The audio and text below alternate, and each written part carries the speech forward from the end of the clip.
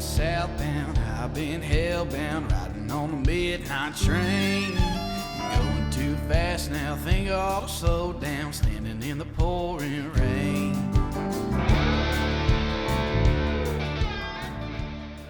What's going on, guys? Tristan and Tony back with another episode of the One Hell of Life podcast, and we're about to get into an awesome podcast with Brian Ellathorpe. Yes. We wanted to give a quick shout out real quick, and with Tony being a veteran, felt like it'd be a good place to start. But Williamson Outfitters, a guy we've hunted with several times, Chris Williamson, runs a great operation and runs a sweet hunt for veterans, and just wanted to take an opportunity to plug his hunt that's going on. I believe if you want to get involved with it, either from a sponsorship standpoint or a just to be a veteran and go hunt there, I believe the deadline's January 20th. But Tony, tell them a little bit about that. Dude, let me tell you something. I don't care if you've even hunted before.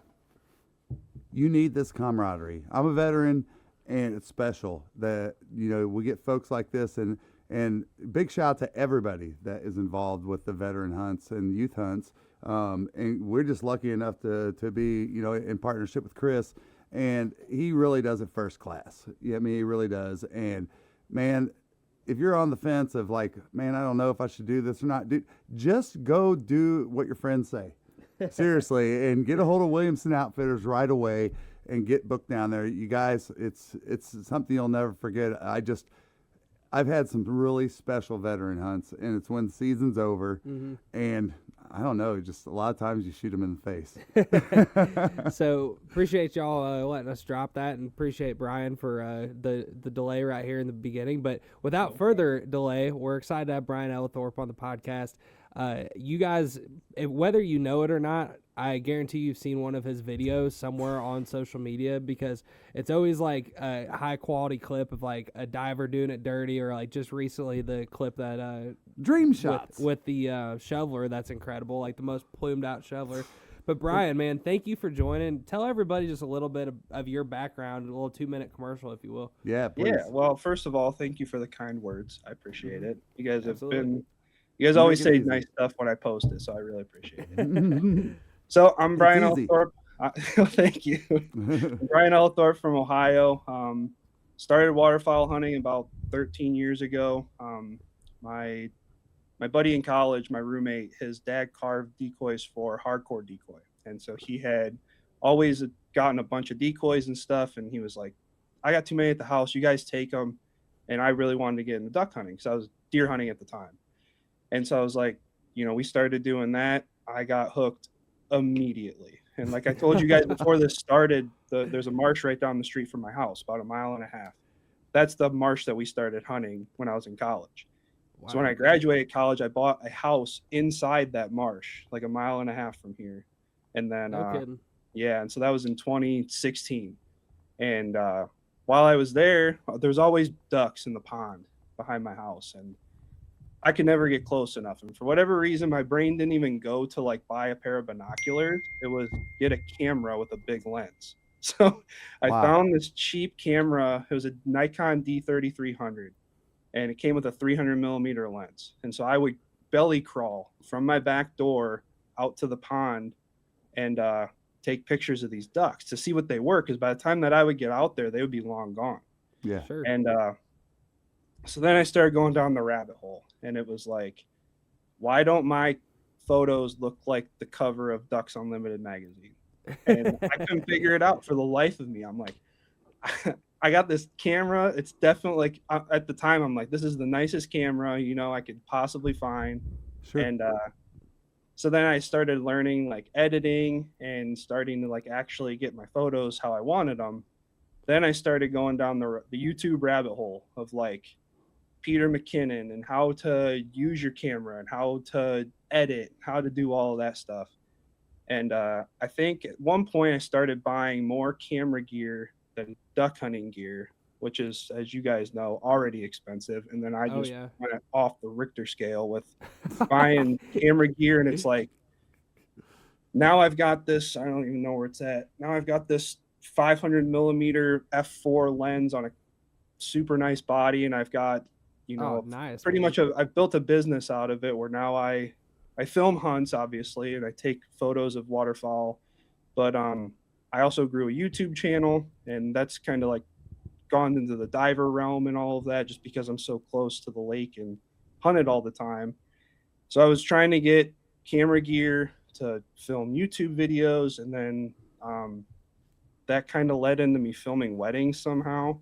So that's and that's Well, how you can't film ducks all year round, unfortunately. yeah, and I don't know if that necessarily is why I started, but I started seeing how much money came from it, and I was like, okay, I'm in on this. So that's pretty much bought all of my camera gear, and that's what I do in the off season of hunting. And then I started working for Tangle Free Waterfowl as a photo and video guy, and they also sponsor RNTV, and that's how I started working with Sean Stahl filming for RNTV. So, man, it's about as awesome. compact as I can make it, but it's been a wild ride. Great. Yeah, That's a great. I mean, gave us a great, a lot of stuff to work with there. Right off the bat. But good, man, I that journey you talked about right at the beginning, where you start with whatever camera you can get your hands on, and you think it's the nicest, and it's just like I'm probably like 5 years behind you. Now I'm not as bad as running like a DSLR still, but like just in that journey of like learning stuff, and constantly, I mean, because all of us are trying to do our best all the time, and there's so many with what you can afford, right? Right. And that's the thing, and there's so many people like myself included, us included, that are just always trying to kind of level up their gear and take their thing to the next level. So I love that you shared that, because I think there's a lot of people that you probably get messages all the time, people in that same boat. Yeah, and it's always like, what's the best camera? And it's like, that's subjective anymore, because the top 3 or 5 brands, however you look at it, they are all such good cameras. Like you can't just, if I pick up you shoot Sony? No, we run a Canon R8. Okay, I didn't know if it was Canon or if it was Sony, but I can pick up your camera and know how to use it. Yeah. It's not the camera that does the job. It's the fundamentals of the exposure triangle, or like the 180-degree rule if you're filming. And it just like, that's the rabbit hole that you go down when you're like, why don't my photos look the way I want them to? Or why doesn't my video turn out the way that I want it to? And everybody will tell you lenses and editing. And it's like, the camera body itself, you need a good body if you're trying to do high quality stuff. Like that's just the name of the game. Like you can't pick up a crop censored DSLR and try and film ducks at first light, because it just doesn't have the fundamentals. It doesn't have the ISO that you need. It doesn't have the sensor size that you need. It's like, you need a good camera to do this quality of work.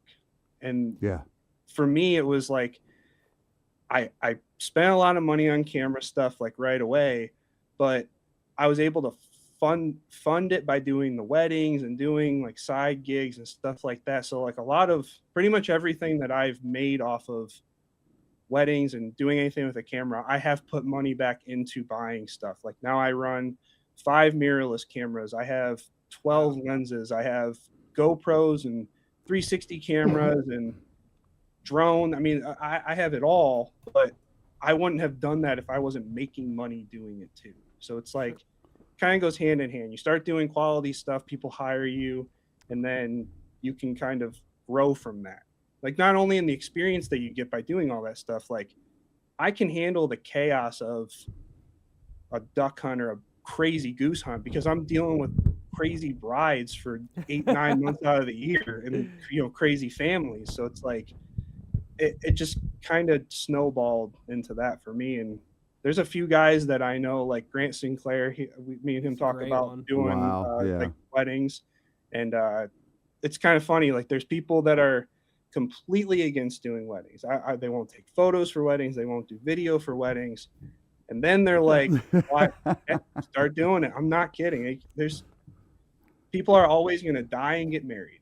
So yep, you always have a revenue stream if you get into one of those two things. And babies. Usually you won't die more than once, but but you might get married more than once. I don't know, bro. There's a lot of people that would definitely say that Tony Vogel has outlived many cats. Yeah, you got a right. couple Yeah. cat lives. Yeah, for sure. Since we're on the camera topic, you Yeah. know, and kind of nerding out a little bit, you know, one of the things I'm looking at wanting to do this off season is upgrade from the R8's been really good for us. Like it was the first like 4K mirrorless camera we could get into at a decent price point.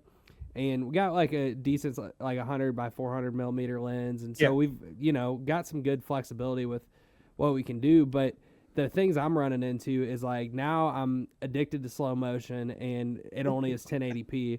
So I want 4K slow motion. I want 2 SD card slots. I want the audio with slow motion and all these things. Yeah. And there's, like you said, a lot of cameras out there that have that at, you know, maybe that $3,000 to $5,000 price point, I guess. Right. But a lot of people say Sony is like the move for low light, and you were just saying Sony. I mean, is that, if you had to, for what I'm kind of describing, I mean, is that what you would suggest too? Or, I mean, well, I run all Nikon stuff. oh, so okay, gotcha. Okay, so never mind. But that's what I'm saying is like, I mean, I've run into people like, I mean, I've been around people that are shooting Canon and Sony and stuff, and then I show them something that I've shot, and they're like, dude, what are you shooting on? I'm like, a Nikon Z6 III, and they're like, you're kind of making me want to buy that camera. And it's like, you know what I mean? But it's like, it's not just the camera, it's how I'm comfortable with that camera. I can go anywhere and shoot anything. Nobody has found something yet that I can't at least film or take a photo of, because you just apply those fundamentals to whatever you're doing. So it's, for me, it's like, if I want to shoot something different, like if I want a different aspect of something, I change lenses. I don't change what I'm doing, I change my lens. Because if I'm shooting, like when I shoot the TV show for RNTV, 95% of the time I have a 24 to 120 on. And that is like the perfect range, because I can spin it back and I can get everything in the blind. Then now, listen, I'm dumb, and that makes sense to me. It just gives you a good range. And so it's like we felt like we're missing. Yeah, because we're kind of in a hole, because I think I have a kit lens that's like a 25-50, and then I got the 100 to 400. Right. So it's like, or maybe it might be 25-40, but like, so you have super wide, and then you have like something that you can get real close with, but like, I need that middle range like you're talking about. Well, and your sacrifice also is that this winter, elevate your outdoor pursuits with Williamson Outfitters, offering professionally guided experiences along Florida's Forgotten Coast. From coastal duck hunting to inshore fishing, every Williamson Outfitters trip is led by a seasoned captain, delivering world-class adventure with true local expertise. From small private groups to large corporate retreats, Williamson Outfitters' fleet of well-equipped boats and experienced guides provide first-class winter outdoor experiences for sportsmen of all ages and skill levels. And for those planning ahead, Williamson Outfitters is already booking spring and summer charters. Secure your fishing, flounder gigging, and family adventure dates now before their calendar fills up.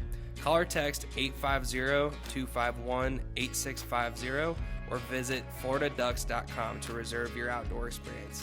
Williamson Outfitters, making the Forgotten Coast unforgettable. And like, I'm not going to talk too much about videography, because I am only a backup guy, but I do know simple basics, and with that strong of a lens, when you're trying to zoom in on something with the setup we have, dude, it's so hard to keep that footage still. Yeah, it's so hard. I mean, you can put your anti-whatevers on it, but it's still, you got to hold it so super steady. But to me, like, that would be the perfect, like, it's kind of almost in between what we're doing. Yeah. So it's good enough for everything, because like, obviously if you've got birds that are at 300 yards, then I'm grabbing that 500. That's what I'd be filming. If the birds are consistently going in at 300 yards, I'm grabbing the 500. But if I'm in a duck hole, or I'm in a duck blind, and I'm not trying to film those birds that are at 200 yards. I want kill shots, and I want stuff in the blind, and I want dogs retrieving. Yeah, I can do all of that with the 24 to 120. There's times I just take like my backpack, and I just have literally like 3 batteries, backup SD cards, microphone, camera, 24 to 120. And then if I'm like, I really kind of want to get like something specific, I'll pack the 70 to 200, but I can't get in blind shots with that. I have to be pretty far away from, like, if I'm filming a dog and I want to follow the dog like into the blind or whatever, I have to be kind of far away for that. And like if I want to get, there's times where you get that rain out. Like you see birds coming in, you're like, I'm not going to try and pick one of these. I get them tight as they're coming in, and then as soon as people start shooting, I back it off to 24, and I get that rain out. I can't get that with a 70 to 200 because that 70 is just a little too tight depending on where I'm sitting. So all these things go through your head where you're like, I always think like Sean will give me the premise of whatever show we're filming before we go. We'll kind of talk about like what we're going to look for and what he wants me to get and stuff like that. And obviously you're playing with nature, so you kind of have to take that with a grain of salt. Like they might not cooperate, but at least I know if it happens how I want it to happen, I know what I need to do. So I'm ready for it. But that's this kind of stuff that just comes with doing it so much. Yeah. That makes sense. No doubt. Like there's so many little things that, and you know this way more than I do, but just like one of the things I figured out last year is like, so I kept figuring out on like really bright days, like, God, everything's so washed out no matter what I do, you know. Overexposed. Yeah. And I got a lens filter, you know, like a UV filter to help cut. Okay. Yeah, to cut it. But it was just like a cheap one I got from Best Buy. And what I thought I had great footage, and come to find out, like some of the stuff I was getting like in tight on birds, like it, you know, I'm just looking on the monitor, so it looked pretty crisp to me. But when I go back and look, and I'm like, son of a gun, I know I was on them tight because I'm, you know, doing manual, but is because that cheap filter screwed it. Like when I would get tight with that 400 millimeter lens, it would just could not get like the same level of crispness. Okay. So like these shots, these shots that I was like, oh, this is like the best thing I've ever done. I was just like devastated afterwards, you know. But just learning now, I know I got to invest in a good one. Yeah, that happened to us. So like I'll give you a little situation of what I did with that. So this last we did a run in Missouri. So we always go down to this. Well, the show always goes down. I've gone the last 2 years to this private ranch called Maple Ranch. And so the first 2 days we had like killer lighting. It was just kind of cloudy or it was backlit. So everything was just perfect. The last day we had to hunt this hole where the wind was, because of the wind and the way that it was, the sun was going to be directly in our eyes. Well, right at sunrise, it's cloudy. It doesn't matter. Then the birds start flying. The sun comes out. And I'm like, I'm screwed. So what I did is I grabbed that 70 to 200 and I bounced out like off to the side so I could shoot where the sun wasn't directly at the birds. Sure. So you can, if you have the opportunity to move around, that's kind of how you combat that. What I also do if it's super bright out is I will run my camera in auto ISO and then I'll bump up the shutter speed to like 1,000. Something where like when I put it, I'll kind of like do a test like at whatever I think I'm going to be filming, like whether it's a tree or a decoy or something, and I'll get my lighting perfect. And then that way, if it gets to a point where like the camera gets too dark, it just bumps the ISO up on its own. So it'll constantly keep you at like a decent exposure. And then you can go back in, like you can go back and post and kind of touch it, you know, bring it up a little bit or whatever you got to do. But that way you at least don't blow everything out. That's the best thing that I've done so far. Every time I get the camera anymore, I'm like, Tristan, put that f-stop at about a neutral position.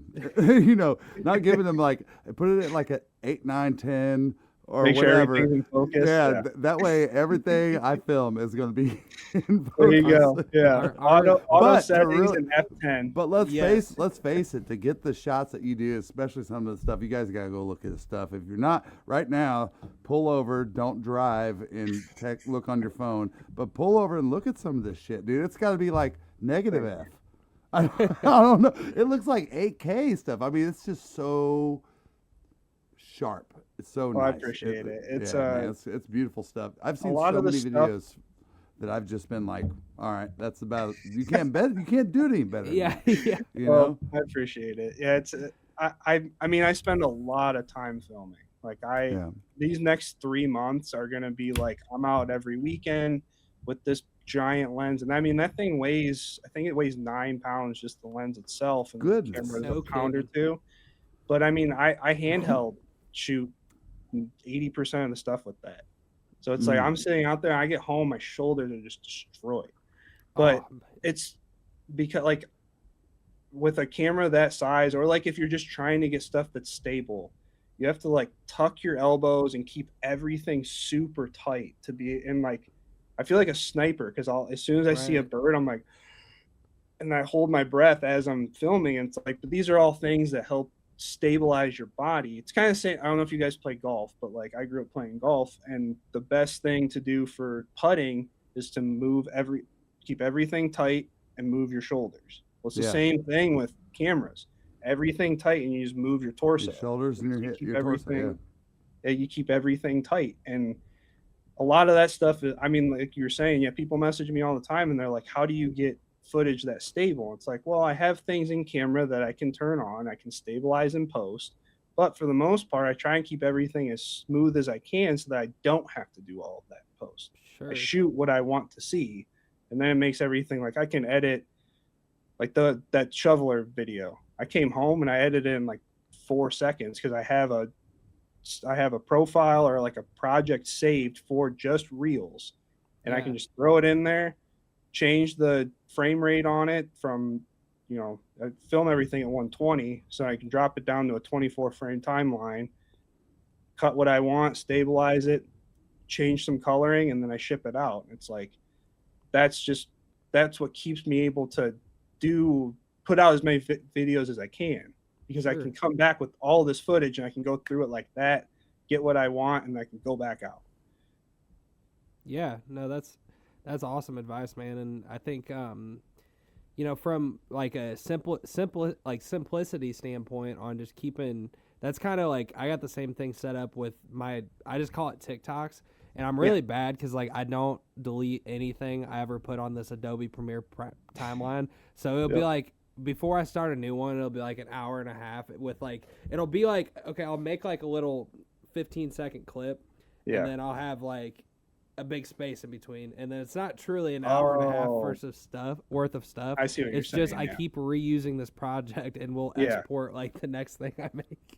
I do that. Like if you look at my exports on, because I use DaVinci, but it's like, I think it's at like 500 something, and I made that program or that file last year. Holy cow! Like in the last 15 months, I've probably made 500 little reel videos. Wow. Did you were you an Adobe guy and switched to DaVinci, or did you? No. Okay, because I know a lot of people are doing that too, right? It was called Adobe. I think it was like Adobe Light or something, Adobe Premiere Light, and that was what I first started like cutting YouTube videos with. But then as soon as I bought my own computer, I was using it on my work computer. Somehow they told me I could download it on there, and I was like, cool, I'll use this to edit videos until I decide if I really like it or not, And then I started editing photos, and I'm like, I got to get my own. So I bought like a cheap Mac desktop, and I don't know what made me do it, but there was somebody in one of the forums that was like, oh, well, Blackmagic has a free editing software. And I was like, well, that's pretty sweet. I used the free version of it from 2018, 2017 until last year. I finally bought the studio version.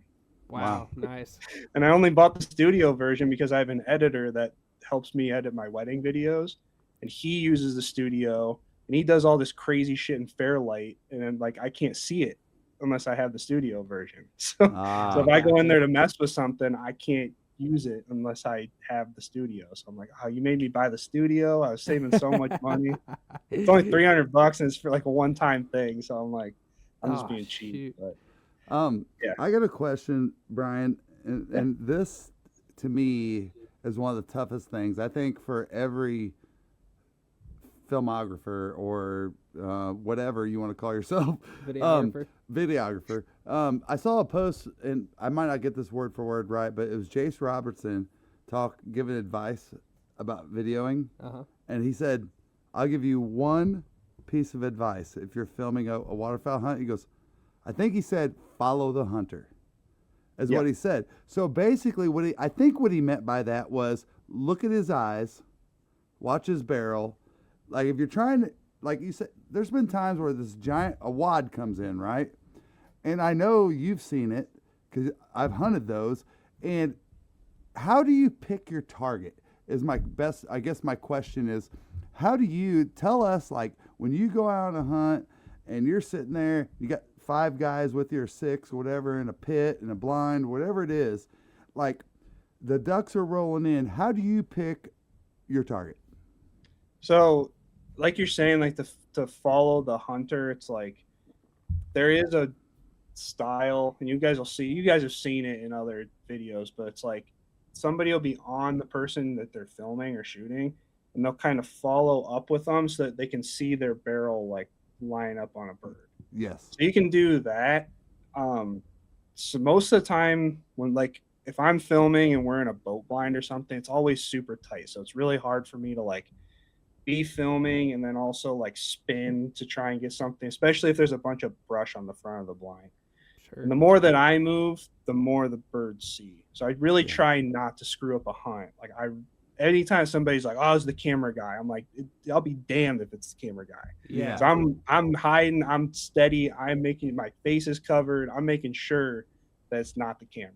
Yeah. And but like if birds come in, generally anybody that pops up out of the blind is going to shoot the closest bird first, no matter what.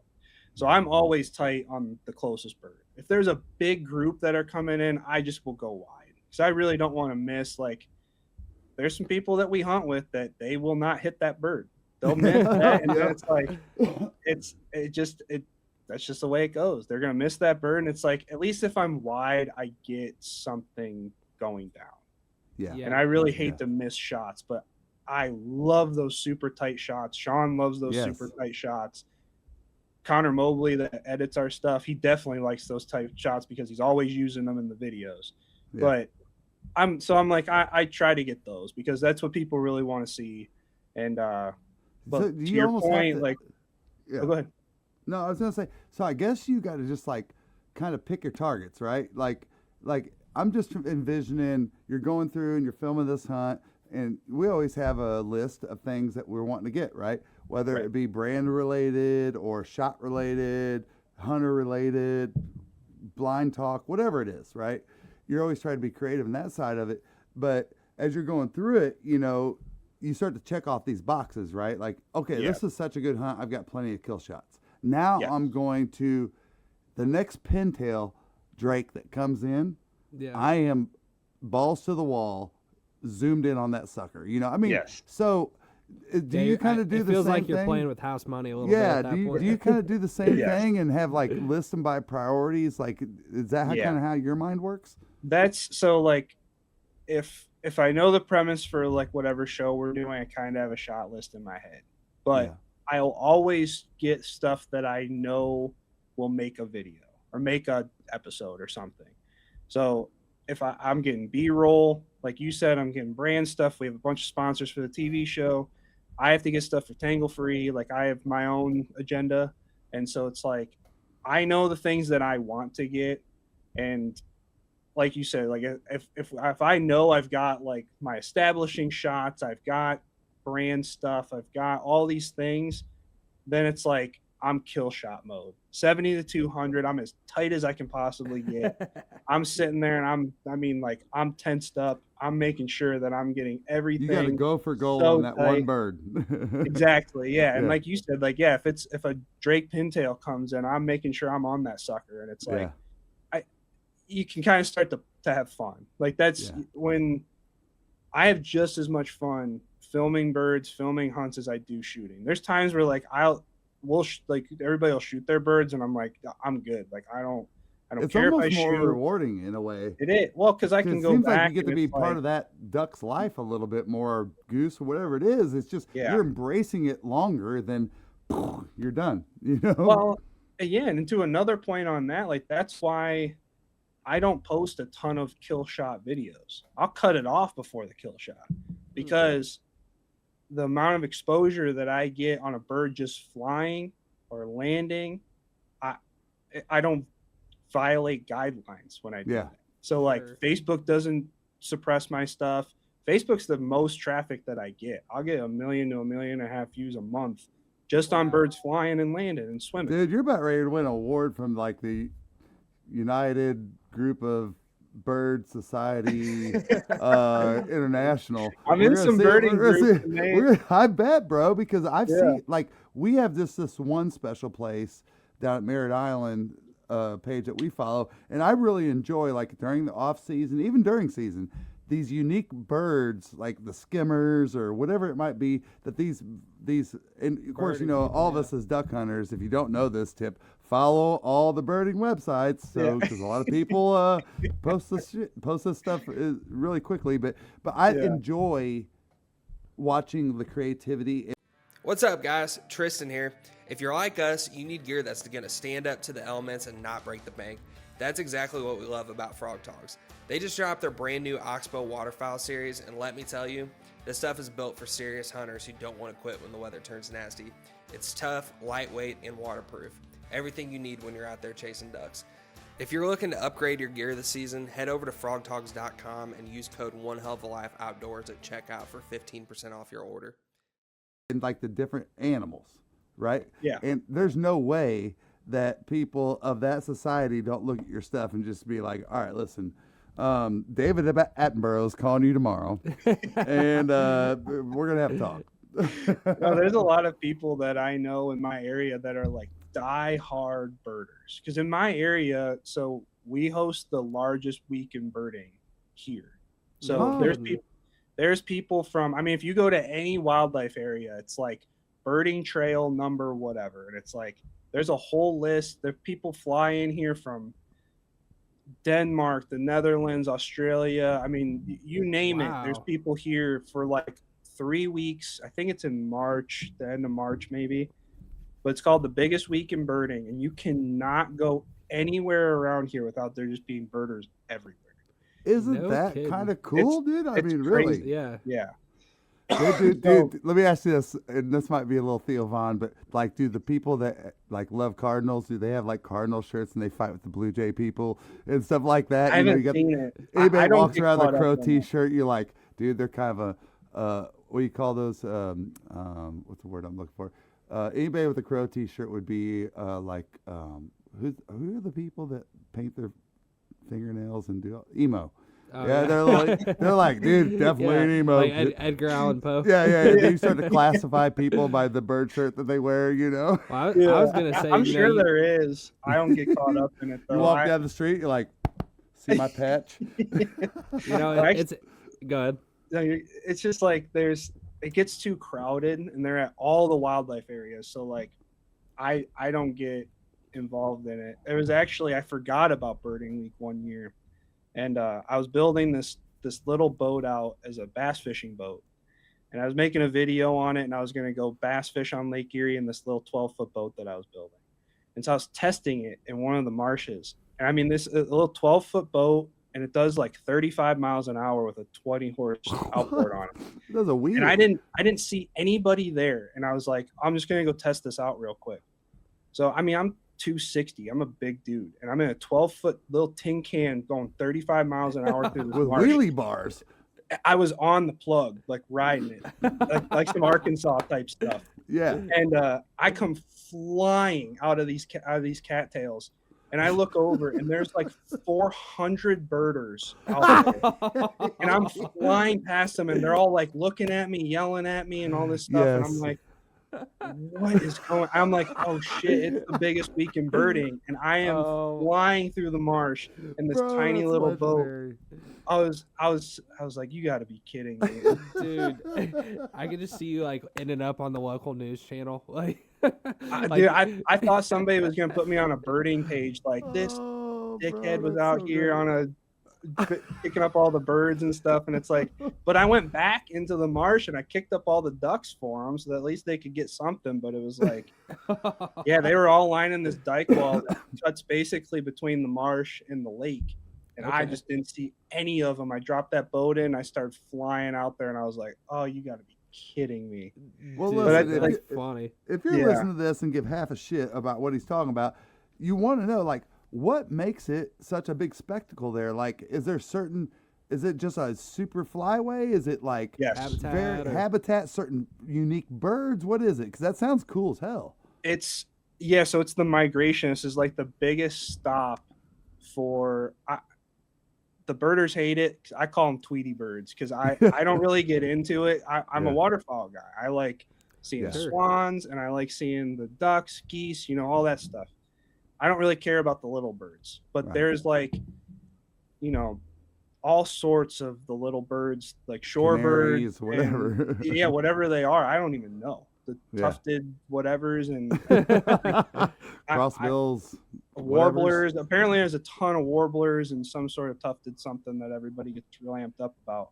But I mean, you go anywhere and it's like there will be 400 people sitting at like one person's house, this random person's house. Somebody drove by and this little bird is in a tree and they get pissed because people are stopping by looking in their front, like they're in their yard. These birders don't care. But it's just, awesome. It's nuts. Like it's really good for our community. I'm not going to say it's not because they come, they stay in our hotels, they eat at our restaurants. They get gas at our gas stations, like I have nothing against them. It's just not something that I am into. Sure. Even as somebody that loves shooting birds with the camera, I like the ducks because I'm a duck. Yeah, but point being, I was going with, and I'm sorry that we went down that whole hole of that, but it's just that there's a big point to what you were saying about why you choose to not post the kill shots. Yeah. Because what you're doing by doing that is, and at least in my eyes, is that you are showing your professionality at what you're best at. Well, and I think it doesn't have to do with the kill shot. That's the hunter, right? Your kill shot as the videographer is to put that animal in its most beautiful, majestic way that we see it, so the public can see it. Also from like just a algorithm standpoint and just the general Ike farted, dude. It's bad. Oh jeez. Ike. Oh man. Sorry. That's brutal. We always bring the reality here. It's one hell of a lot. And Ike just farted a big old stinky fart. You're on a numbers game though, from just looking at the general public that aren't hunters, unfortunately, and then for the algorithm, I mean, it would make more sense to me, like that way we get more traction. That's smart. Yeah, and I mean, like it's cool to see the numbers and stuff, but at the same time, like I don't want the perception of every duck hunter to be that we're just murderers. I want other people to realize that like we see the beauty, and that's why I like capturing these birds. I capture the beauty of the birds and everything that we like about it. I mean, like we wouldn't donate to Delta Waterfowl and Ducks Unlimited if we didn't care about these birds and their habitat and like seeing them thrive. Yeah. And then it's also, as a duck hunter, like you're out there, like when you're hunting, you don't get to see these birds land and act the way that they do in the water. So these next 2 to 3 months that I'm chasing these birds around, it's like I see them in their purest natural form. Yeah. And I can capture that. I can show it to people, and it doesn't just appeal to duck hunters. It appeals to people that like birds, or they just like ducks and they don't like chase after them with a camera or binoculars or whatever. It's like it just makes me feel better about like not always like making a dramatic kill shot and like that I let Sean post those. He's the killer. I send them to him and I'm like, here you go, and he posts them. But it's like I don't know. I will post kill shots, obviously. I do it. Like I do it in reels and stuff, but it is a numbers game. It's cool to see it like reach the masses. But I've also I've had super cool conversations with people that just started from them seeing like a bluebill fly through the decoys. Like, oh, where are Yeah. you from? Like, oh, I live in Washington. We don't see these bluebills anymore. And it's like, you know, that kind of stuff. It's like, would I have those conversations with people if I'm just like posting birds dying every time?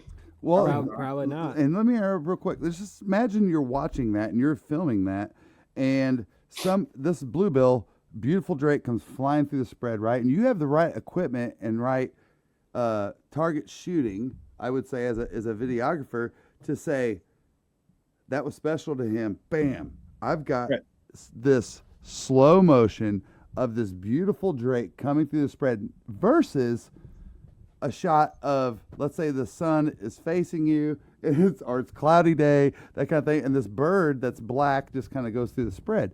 Right. That creativity and the attention to detail, I think, is so important.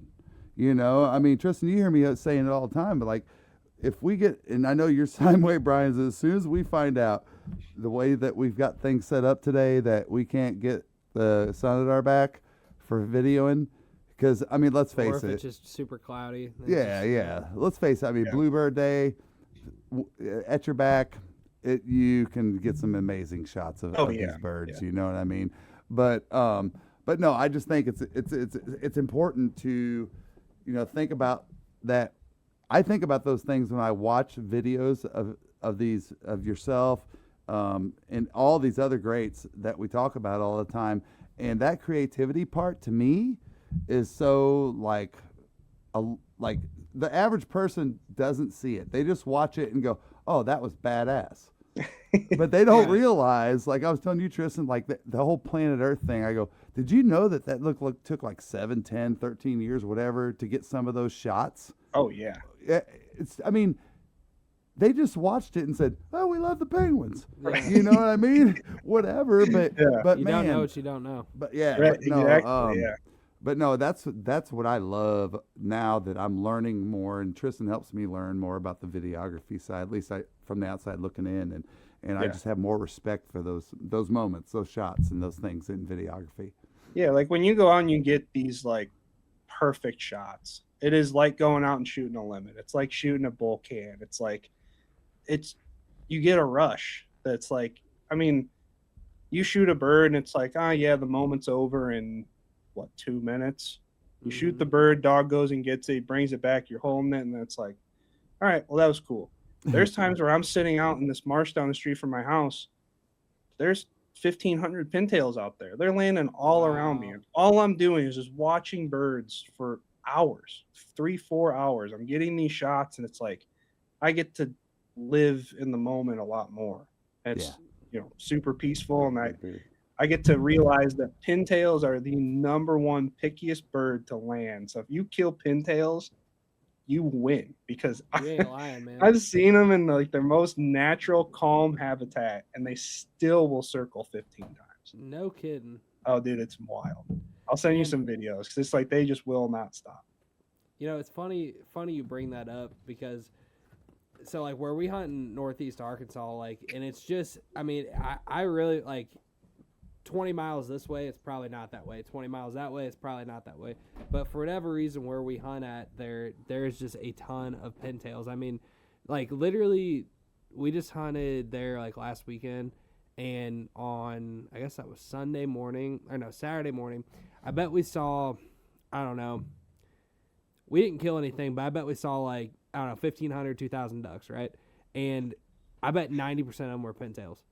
And they all just fly, didn't kill anything. Yeah, no, don't work, don't do anything. Fly, going point A to point B. You look up and you hear them whistling or whatever, and you see these like bowling pins, and you're like, yeah, here you go.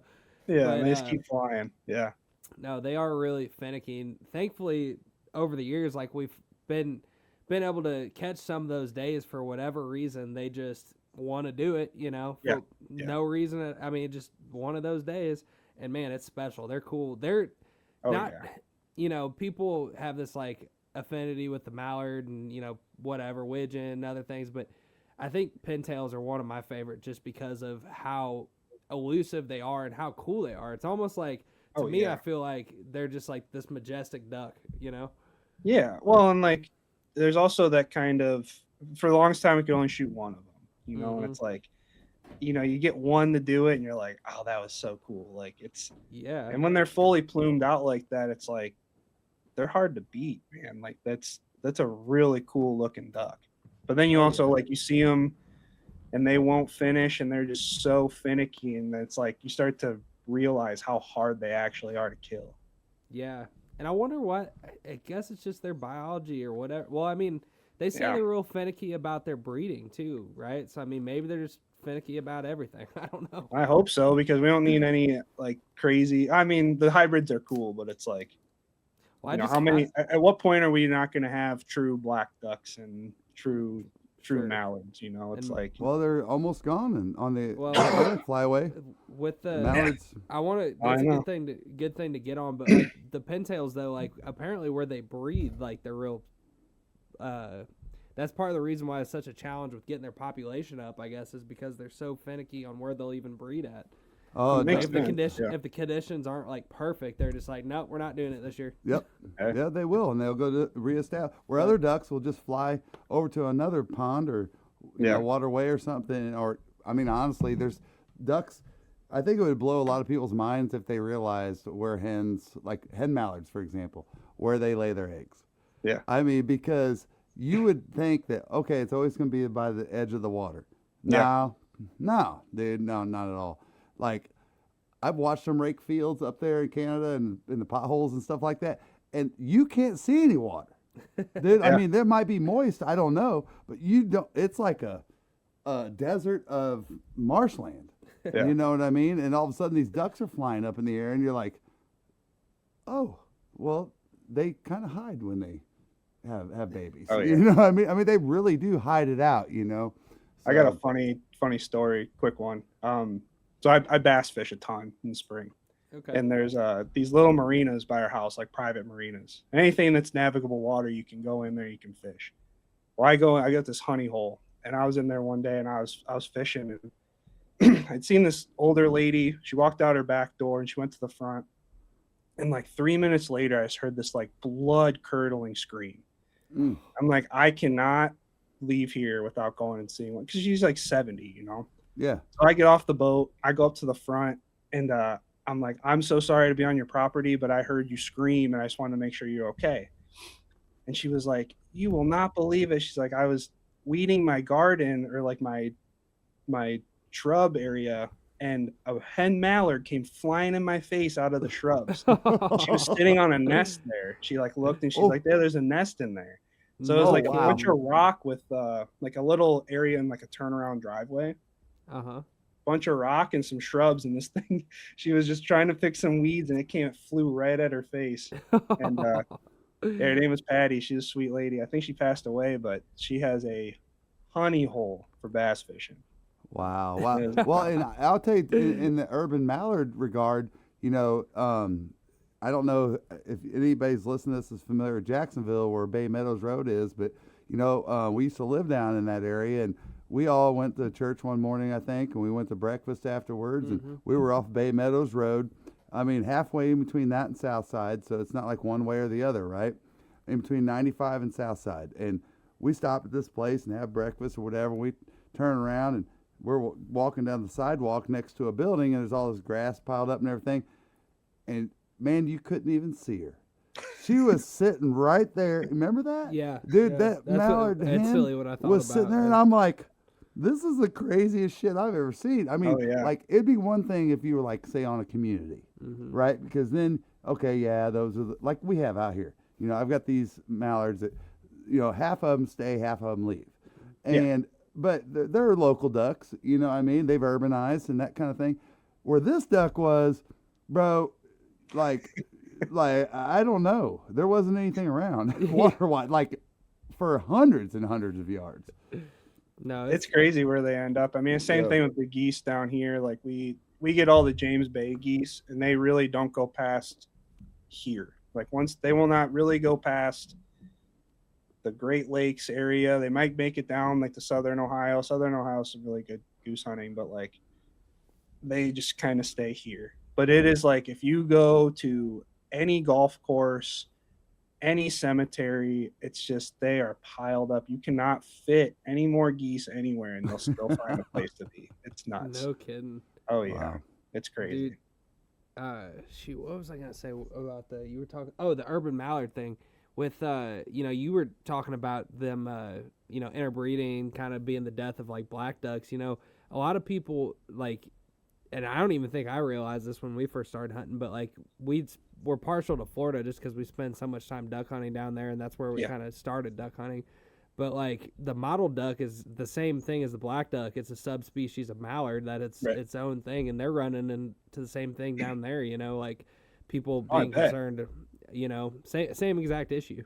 Yeah. Well, and like up here, I don't know if you guys have seen the studies that, like, I think DU or some partner of DU did a study on the mallards in the Great Lakes, and because there's so many of like the game farms up here, because we don't have wild upland, so like there's a bunch of people that like they will raise pheasants and chuckers, and the pheasants and chuckers don't make it very long if they don't get shot.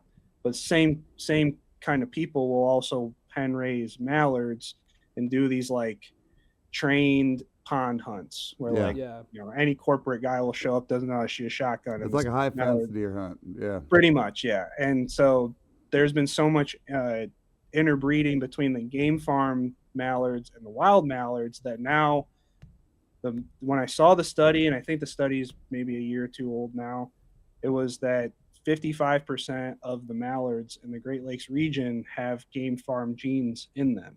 Wow. And so that has like a big influence on how far they migrate, because they have shorter wings now, they've got shorter bills, and they're fat. Like everybody's, we want to shoot those fat greenheads, and it's like, yeah, shoot them, because they 55% of them are. We've got Asian carp greenheads. Yeah. Pretty much, yeah. It's like they've become the game farm mallards have become an invasive species, and now it's starting to affect the mallards. So it's like we have mallards up here that they just don't want to fly, or they can hold more fat than a normal duck, or and that's part of the migration thing that we've seen up here, is that the weather has changed with this. We don't freeze up like we used to. So these birds have so much food, they have so much water, they have no reason to leave. They have no stress.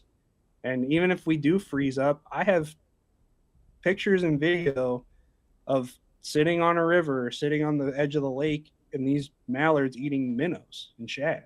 So it's like they adapt, and it's like just because they can't eat corn and beans in a field, they don't care. They'll eat invertebrates. They'll eat zebra mussels. They'll eat anything we've got here. And if the water doesn't freeze, they have so much access to it. Isn't that funny versus the stereotype? Isn't that? I mean, really, people don't realize what ducks actually eat. If you're the normal duck hunter, you don't know anything about this. You're just like, yeah, bro. No matter what. Let me tell you something.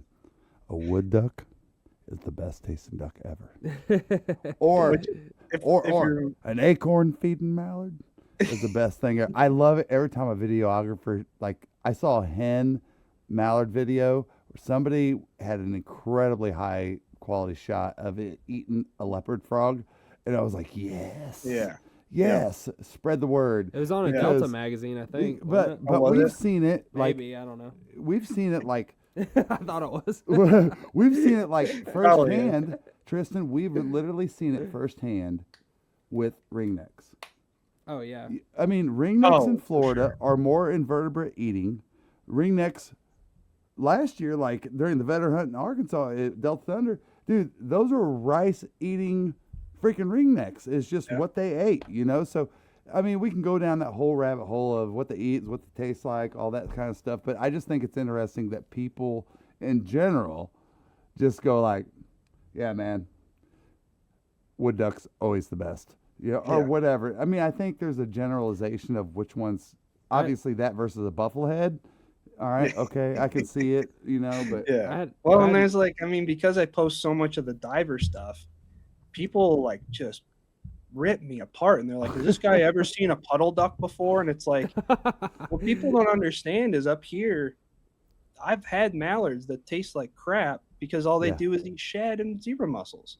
But Yeah. then I've had bluebills that have been sitting up on Lake St. Clair eating grass and, you know, whatever is under there, wild celery and whatever they can find, that tastes better than mallards. Tastes like a wood duck. You know, it's like you're playing you're just gambling.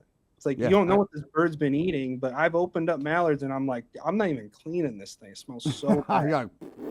Yeah. You know, it's funny, like you bring that up. Like I've cooked a pintail and a ringneck the exact same way. It was like a Steve Rinella meat eater recipe with like some kind of mold wine deal and pears and all kind. It was really damn good, but I could not tell the difference between the ringneck and the pintail, and it just goes to show you. Yeah. Well, and I'll right, tell you it doesn't guys matter. this. So this morning I was looking out, and I've got about 15-acre like lake out back, I gotta go Okay. pick and it quick. it's in a neighborhood. But I mean, we get a lot of ducks here. I've got probably, I mean, during the summer, 65 to 70 mallards. Just hanging around. That and the hens I mean, I usually get like 4 to 5 hens that, you know, are having nests around. They bring the babies around. Yeah. And Yeah. so I get to watch them through their whole pluming cycle, all that stuff. And to me, like, dude, I'm like a student, you know, like I'm watching them all the time.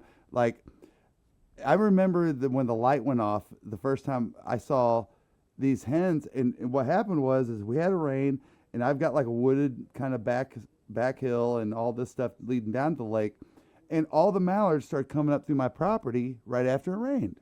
Yeah. And they were like as if I just threw corn out. Dude, they were, and I was like, "What are they eating? They're eating worms, because because encrust or whatever larva that's coming up because it got rained out." Mhm. And I was like, "Son of a bitch! Look how smart, you know." But I watch all this stuff. Well, this morning, I looked down and I saw probably about like, I don't know, half a dozen Canadas and probably like 15 mallards, and they were all along the bank of my yard, and they were all butt up. They just kept butt up. But I thought, man, that's cool as shit. They're all down there butting up, and I didn't throw corn down there. I'm like, what is going on? Well, I took Ike down there this evening to look, and dude, I'm gonna take a video of it. Actually, I'll send it to you, Brian, just as proof. Dude, all these little bitty mussel shells. I mean, the size of a pencil eraser to a dime size, laying all in the bed.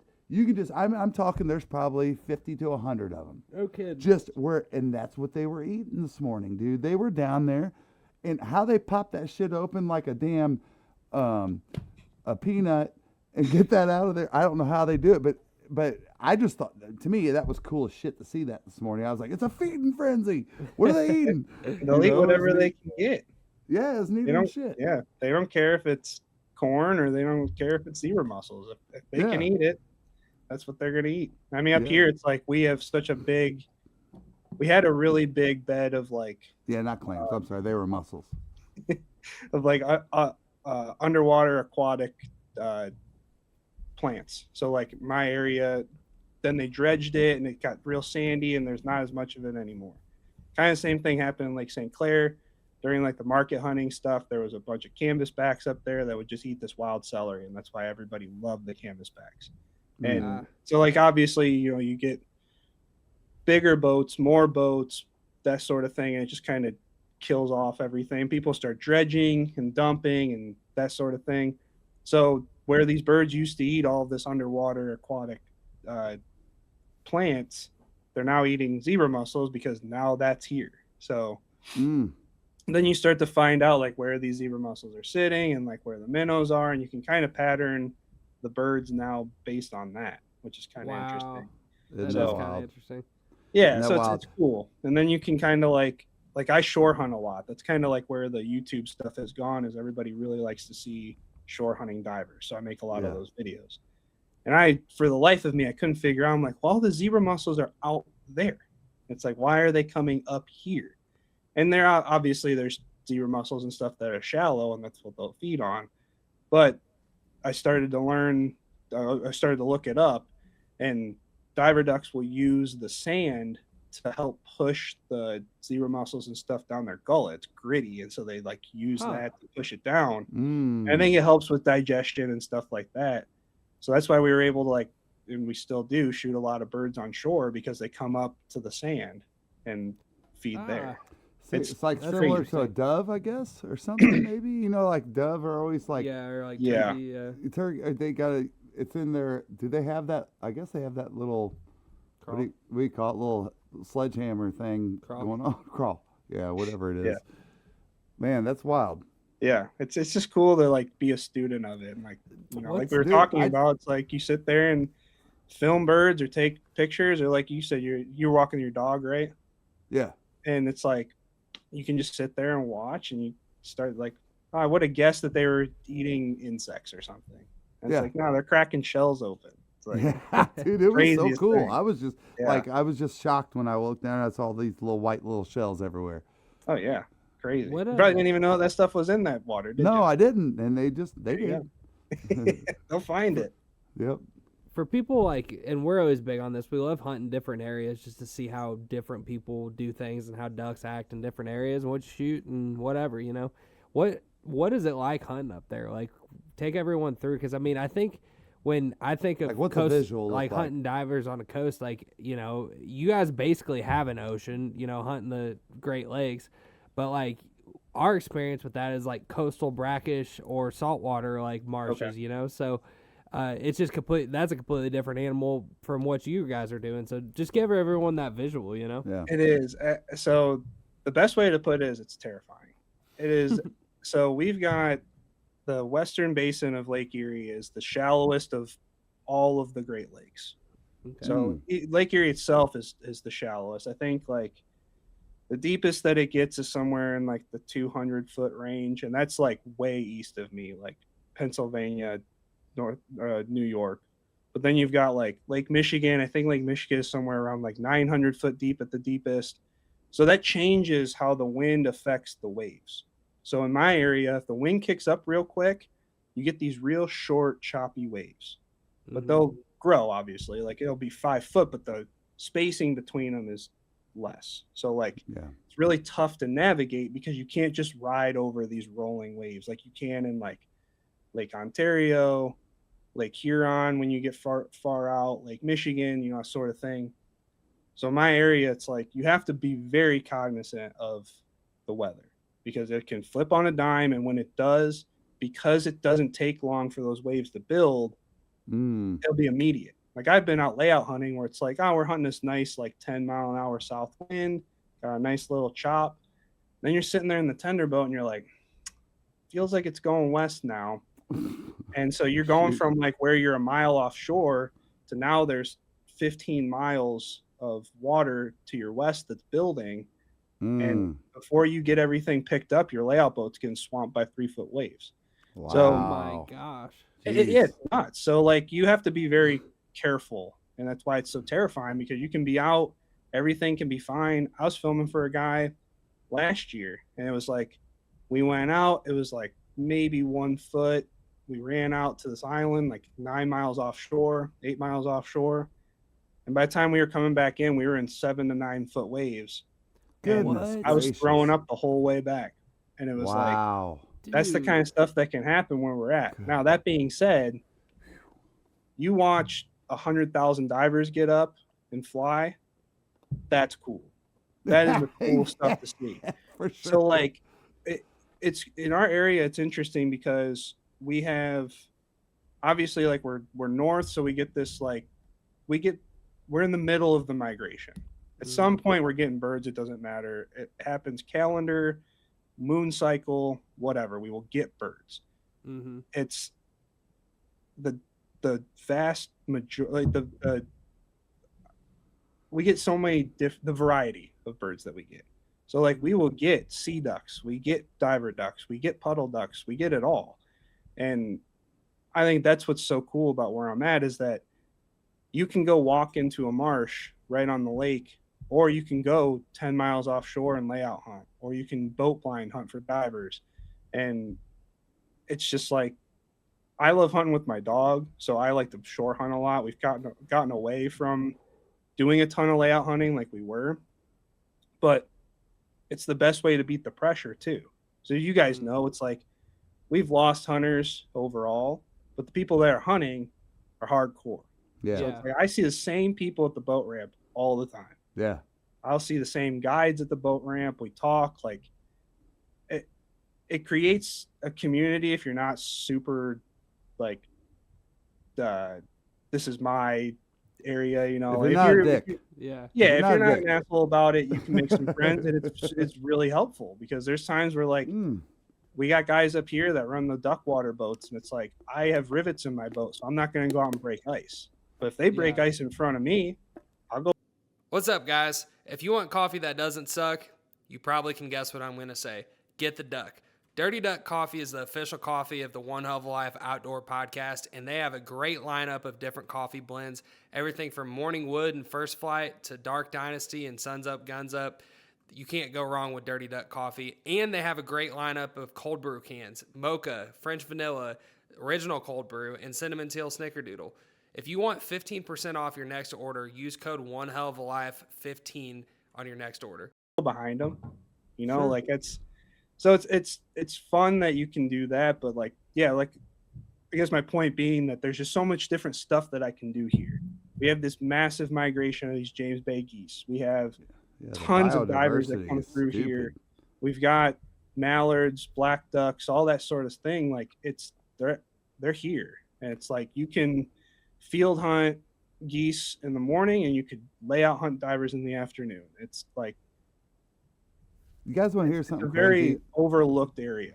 Dude, that's really neat. Listen, I'm watching this. Remember the show I was talking to you about, a little bit of history involved? Check this out.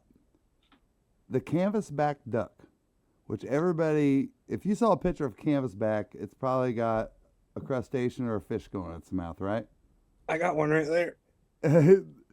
Heck yeah. Oh, heck yeah. Yeah. I see him back there. But guess it was the #1 commercialized duck. Yeah. And it would sell, and I don't remember what country that we would ship them over, but they, in one shipment, sent like, I want to say it was something like 30,000 pounds of canvasbacks, and they sold back in the 1800s for $25 a pair. Oh my gosh. $25 a pair, bro. Back then, that would be like equivalent to like Probably like $300. like 3,000 Yeah. or something The now. filet I mean, mignon but Yeah, for real. It's like or a wagyu. super fancy steak dinner or But something. isn't that crazy how we just walk through history? And we can go down this in so many avenues. We talk about Indians. We can get real crazy on this. But isn't it crazy how these events, these things that happen in life around the globe, the Holocaust, whatever it might be, it's just that, isn't it crazy that years go by, right? And then the next generation and the next generation comes on, and then maybe that many pounds of canvasback ducks for $25 a pair. All it is words to me now. It's not like what it was really doing and really happening during that time, right? Yeah, those I mean, people I just didn't think live it. Yeah, like you just kind of live it out, and but it becomes a past history, a past memory that was so significant.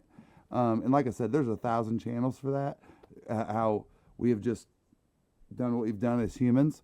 But I just found that I was blown away when they said $25 a pair. Yeah, Yeah. at one point, I mean, that was, I want to say I don't know if I read a book about this, or I read Steve Rinella's book about the American buffalo, about how basically it was hunted to extinction almost, and all that.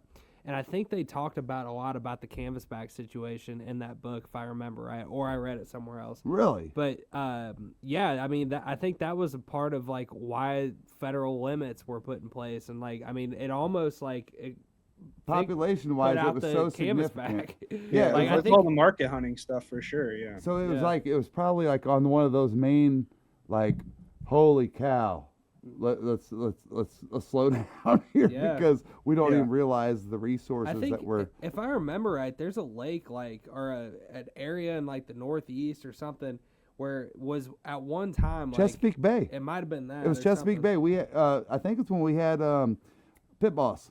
what? And tell me if I'm wrong, but wasn't the deal that like That was the place. yeah, and It now, was the and Mecca. still like Yeah. because of the damage that was done from the overhunting, that still has never. No, been but said. they don't say it's from the overhunting. It's from the loss of habitat in the Chesapeake Bay. It's the loss of, I don't know what they what said, I'm the thinking- crustaceans, the fish, whatever Nah, it might what- be. What I'm thinking of But it is was there a was dual- there were so many of them hunted from this area Yes. that they're never going to be like, it's the birds that were imprinted there are not imprinted there No, and anymore. that's how Like, we got talking Right, about yeah. whatchamacallit here in Georgia, which is the #1 migration spot by numbers of the canvasback duck in America now. And It's, what lake Lake- is that? Lake Sinclair. Lake Sinclair. Or no, sorry, No, not I'm- Sinclair. It's Lake Seminole. The Sorry. Lake Yes, Seminole. Lake Seminole. Yep. Lake Yep. Seminole is the #1, and It was on there was a dude that Mark something. He was like doing the 42 ducks in one season Yes. or Oh, whatever. Mark Peterson. Yeah, Yep. he went Right, to that's Lake his Seminole to get his canvas back, but Oh, really? That's Yep. crazy. I mean, like, yeah, we've got this. It's a bridge up in Michigan called the Mackinac Bridge. It separates the Lower Peninsula from the Upper Peninsula, and my buddy was up there like 2 or 3 weeks ago. 2 weeks ago for New Year's. We went across the bridge, and he's like black with redheads and canvasbacks. what? It's like we just they get pushed down so late from that area that we don't see them. Like I see them after the season's over, and that's when I'll be out taking pictures and stuff, and I'll see them everywhere. But we don't get a giant push of them down here, and it's interesting because we'll see bluebills early, we see buffleheads early, and then it's kind of you'll get like the occasional redhead that'll be with them. Then it's like towards the end of our diver migration, we'll get the golden eyes come down. Wow. And then it's like the golden eyes are fun because you can shoot 6 of them. Same way you can shoot 6 buffies. We can only shoot 2 bluebills, but they're everywhere. And then it's like you may see a canvasback, you might see some redheads. So it's like, but honestly, like we'll see more scoters throughout the season than we will canvasbacks. No kidding. Yeah, Holy cow. surf scoters. Yeah, wow. it's pretty. I know. popular. I want to hold another one of those. That's for sure. I've only seen one in my life, and my buddy Drew shot it off the coast of Georgia, and it was a black scotter Drake, and I just still think it's funny as hell. Tristan called it a candy corn coot, but he's like, but dude, holding that thing was, I just couldn't believe how big it was. Yeah. I was like, Well, that's "Son like of a this. bitch." So that it's blown out now, but like that, there's a eider up there. So it's the canvasback, long tail, and then the eider. So I went to Massachusetts. There's a guy, Randy Drago, out there, and he layout hunt guides for sea ducks. So we're like, well, we layout hunt here all the time. It'd be sweet to go do it on the ocean. Mhm. That's what we did. And it's like, yeah, we shot scoters, but I went there specifically for a Drake eider. And that thing came in like a goose. I mean, like they're just so big when they come in. No It's the kidding. coolest hunting I've ever done. Yeah, No kidding. yeah, we gotta do that, dude. I gotta Yeah. do it. Yeah. Damn. It's I want to it- go. do I you- want to go risk my life in Alaska for some king eiders, dude. For real. See, that's where I really do. that's where I draw the line. I'm like, some of the shit. No, because look if I back go, on, if I go like- at my age, if I go right there, I'll be like, I don't give a damn. Dude. yeah, well, that's Let's go. fine. Speak I'll for, be like, speak you for know, yourself. at I'm the not end, going on that trip. At the end of the Titanic, you know, when Leo was DiCaprio, he just gives up while he's sitting there Yeah. freezing to death. This is a That's perfect what I spot would do. for you to That's what die. I would do, bro. I would just be like, So like, okay, and also kind of going back to what you were talking about with the 7 to 9 foot, swells or whatever, the waves. Like, God, there's just some stuff that I'm like, the juice ain't worth the squeeze on the sketch on the sketchiness for me. But like, so what kind of boats are y'all running? Because like, the reason I'm asking this is like, one time we went out mahi fishing off the coast of Florida with our friend, and it was supposed to be like 2 to 4, and ended up being like 5 to 7 or 70. something. And it was a 30-foot boat, and like it was sketchy. yeah, Like, dude. like it was not I like mean, a fun crack, time. I crack. mean, we were tearing up the mahi, but it was sketchy. So I'm Yeah. thinking about like 60 what, miles, what kind sketchy. of boats are y'all running out there to get these freaking spots to hunt? So I have a 20-foot deep V. That's like, it's perfect for me. Like I'm not going out, and it'll take 5-footers. Like I've had in 5-footers, but as much as I go out, I get seasick. So I'm not Okay. going to go out in something that's wild like that. Did you say it's a V?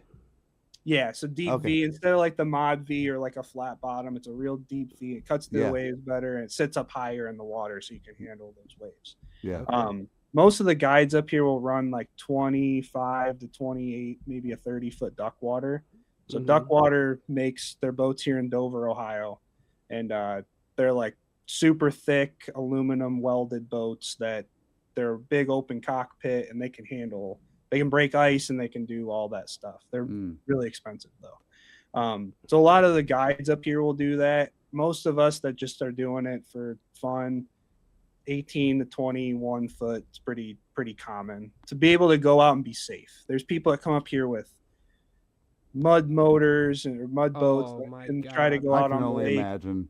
And it's like, if it's a flat, calm day, you can take whatever you want out. Like I've gone out, like walleye fishing. It's been like, 2-mile-an-hour wind, and I get out there, and then some guy in a 14-foot or a 12-foot boat will come out with a 6-horse motor on it. It's like we're all 3 or 4 miles offshore. So it's like, Wow. you have those guys, and I did it when I had a 14-foot V bottom, and I used to do that shit all the time.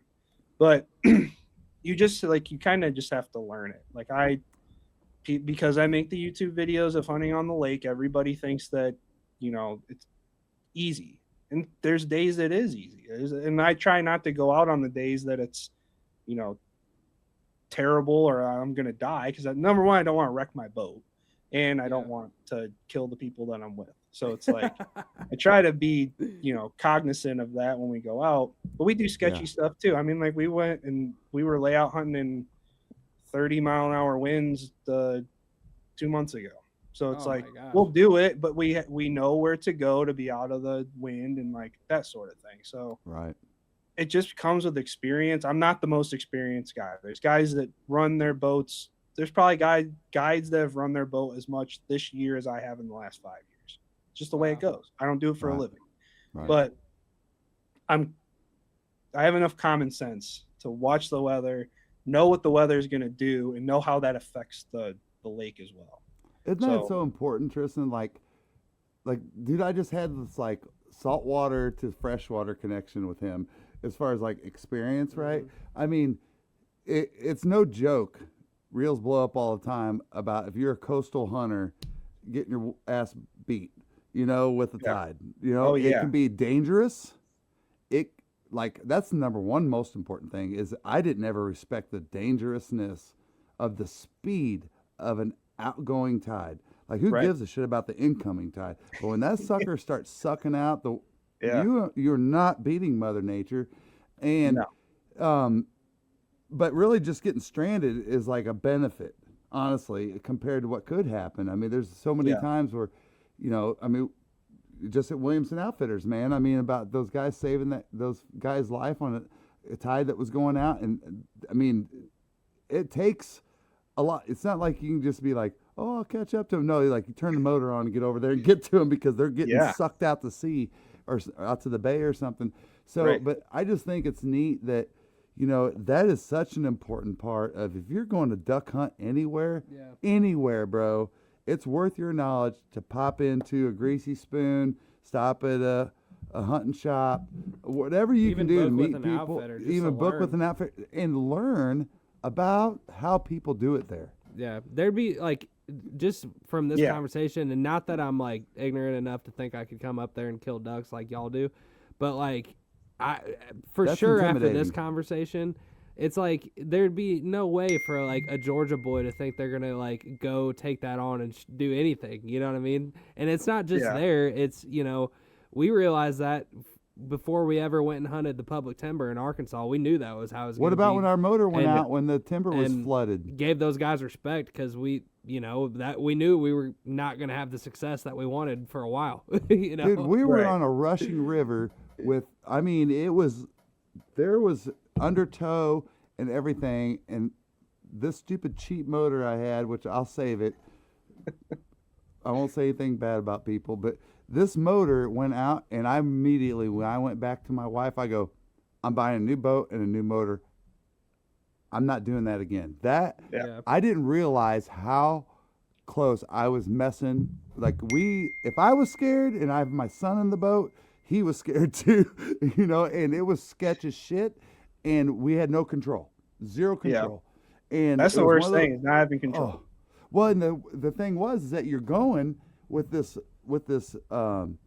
surface drive, this certain brand, and when you're doing it, and it gives out immediately, you get the backflow of the waves, and we were gonna get sucked under, bro. I mean, I was just like, I won't do that again, you know. So to the point, man, we lose duck hunters every year, waterfowl hunters every single year, and it's due to mistakes. We can't be careful enough. Yeah, we do. It happens here too. It's funny that you say that, because I was at a game fair, not this past year, but the year before, and you guys had Billy Campbell on your show. I was talking with him, and we were talking about, like, where I hunt, and he said something about, like, so where are you guys, when you guys are doing all this stuff, how deep is it? And I was like, we're in the shallow part of the lake. I'm like, but if we're layout hunting, we're in like 10, 12, 14 foot of water. And he's like, if I can't step in it, I'm not going in. He's like, over 3 foot, over 3 foot, I'm not doing it. And Dennis was in the corner. He's just shaking his head. He's like, not for me. I want to say we had a similar conversation about alligators in Florida. Yeah, he's like, hell no, babe. He was like, no. Me too. I'm not doing it. Yeah, I have a reason I live where the cold hurts my face. Isn't it funny? Isn't it funny? I don't have alligators. Isn't it really funny how oblivious Florida duck hunters are? And I'm not taking anything away from Louisiana and Mississippi, all the other. They're the same way. Yeah, they're saying, like, we really, truly didn't think twice about it. No. Like, unless now we weren't you saw a big one and you had to go out and retrieve a duck. Then you're like, all right, the other little Pac-Man guy just smoked one of our ducks, and now I'm basically going out to challenge him, and I can't shoot him or I will get a ticket. Now it's a different deal with a dog, though. We weren't hardly ever hunting dogs. No. So now if people down there hunting with dogs, I mean, it's like, unless you're hunting like true puddle duck conditions where it's like 8, 10, 12 inches, most people aren't running their dog down there. And let's face it, really the only time you have a true gator threat is during early teal, because all those times when the water temperature gets down, they get lethargic. They just do. In North Florida, not in South Florida. Well, you got a point. Yeah. All right. And they're probably the same way in Africa. Yeah. All right, be like, all right, we're going out today. We're gonna hunt this certain white-tailed, long-tailed, pin-tailed, freaking greenhead. Yeah. Ramsey Russell probably killed it. Canvasback, greenhead duck, and we're going out there. But today we're using 3 decoys, and we recommend you not getting out of the blind because there's a thing that we call a Nile crocodile. Yeah. And a Nile crocodile happens to be as wide as your house and as long as your truck, and yeah, that's I'm just gonna stay up here. I'm good. But let's face it, dude. To each their own, man. Every environment, right? Hey, let's face it though. Duck hunters, we're all so crazy that if there's a duck to be found, I don't give a shit if it's on the Nile River. I don't care if it's in the middle of the Serengeti and there's lions looking at you, bro. Duck hunters will try. Yeah, they will try. It don't matter. It could be a deer, and a guy's like, hey, I see a pack of lions over there. I'm not hunting that deer. Duck hunter be like, did you see the band on that son of a bitch? Yeah. See, like if I was gonna come down there, I'd just like not bring waders and I'd just bring my boat. Everything I do, I'm doing with my boat. You guys can get out if you want. I'll still shoot ducks, but I'm just not getting out of the boat. Hey, that's right. Fair enough. Well, man, obviously want to be respectful of your time. I know you got kids and stuff. It's 9 o'clock at night. Which, first of all, I didn't realize y'all have Eastern time up there. Because we were going back and forth on the time, and I was like, damn, I didn't realize y'all were on Eastern time. Yeah. Yeah. But, we're I'm probably 4 hours east of the time change. Oh shit! No kidding. Okay. Yep. He's got a full text from his wife, just be like, "Will you get your ass down here?" No, all the kids are asleep. I helped them get to good. bed before I came up here. So. Good all deal. good. Well, good deal, man. Well, tell everyone, Brian. I feel like we could talk for like 4 more hours, but Yeah, bro. and we'll have to do it again. But tell everybody where they can get in touch with you and just follow your content and all the stuff you do, man. Yeah. So on YouTube, it's Too Many Hobbies. Do a bunch of hunting and fishing stuff up here. Camera stuff basically whatever I want. That's why it's just Too Many Hobbies. On Instagram, Brian Ellathorpe Media is the best place to find my pictures and videos. Same thing on Facebook. Either friend me, just my personal page, or you can follow the media page. And on TikTok, I'm just Brian Ellathorpe, and it's most of the same stuff that you'd see. Awesome, man. Well, thank you so much for your time. Again, it was great talking with you, and sure we could do this all night. Oh yeah, absolutely. I appreciate you guys having me on. It's been a lot of fun, and yeah, I'm sure I'll come back anytime. Yeah, you guys dude, want. I can't wait to talk about more stuff with you. I mean, you're the kind of guest that makes it easy, and we appreciate you taking time out of your night tonight. Yeah, I appreciate it. Thanks, guys. All right, bro. Appreciate it. I've been southbound, I've been hellbound, riding on a midnight train. Going too fast now, think I ought to slow down, standing in the pouring rain.